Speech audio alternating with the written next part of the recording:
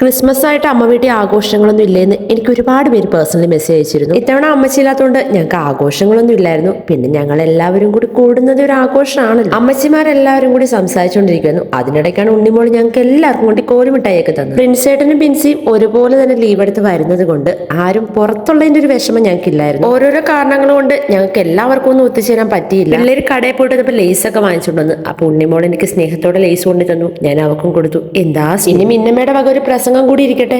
അതുകൊണ്ട് നവംബർ 14 ചാച്ചാജിയുടെ ജന്മദിനം ശിശുദിനായി ആചരിക്കുന്നുണ്ട്.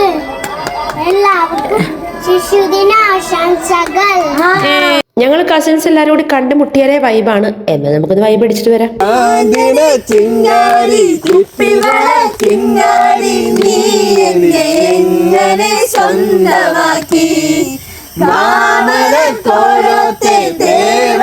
കണ്ടപ്പോൾ മന്ത്രമൊന്നിൻ കാതിൽ ചൊല്ലിത്തന്നു.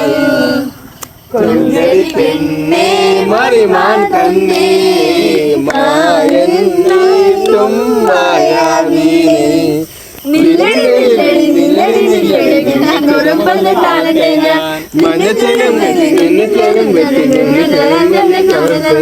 കറുത്ത പെണ്ണേ നിന്നെ കാണാനിട്ടൊരു നാടുണ്ടേ. വരുത്തപ്പെട്ടേ ഞാനൊരു വണ്ടായി ചമഞ്ഞേടി.